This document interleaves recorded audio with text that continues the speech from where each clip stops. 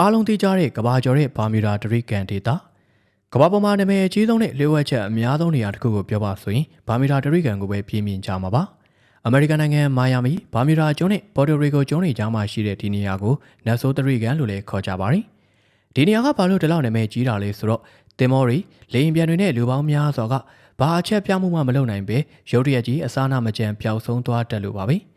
ပညာရှင်ချို့ကတော့ပေတရာကျော်မြင့်တဲ့အရာမှာလိုင်းလုံးကြီးတွေကတင်မောတွေကိုရိုက်ချပစ်လိုက်တာလို့ယူဆကြပေမဲ့အခုတည်းကတော့ဘယ်သူမှတိတိကျကျအပြေမထုတ်နိုင်သေးပါဘူး။မှတ်တမ်းတွေအရဒုတိယကမ္ဘာစစ်ဝင်းကျင်လောက်ကစပြီးလေရင်အုပ်စုတစ်ခုလုံးအစားနာရှာမရအောင်ပျောက်သွားတာတွေဒရိကန်နေမီတဲကိုရောက်သွားတဲ့စစ်တင်မောအုပ်စုတွေလည်းဘယ်တော့မှပြန်ပေါ်မလာတော့တာတွေနောက်ပြီးဒီလိုသတင်းတွေကိုမယုံတဲ့အတွက်ဒီဒေတာကိုလက်တွေ့စမ်းသပ်သွားလာခဲ့ကြတဲ့သူတချို့လည်းပျောက်ဆုံးကုန်ခဲ့ကြပါပြီ။တချို့ကလည်းဒါဟာစကြဝဠာတွင်ကူလူသွားလာနိုင်တဲ့ဝင်ပေါက်တစ်ခုဖြစ်နိုင်တယ်လို့ထင်ကြေးပေးကြတယ်လို့တချို့ကလည်းဒါဟာတဘာဝလုံဖြစ်ရက်တွေကြောင်းလို့ယုံကြည်နေကြသေးပါ။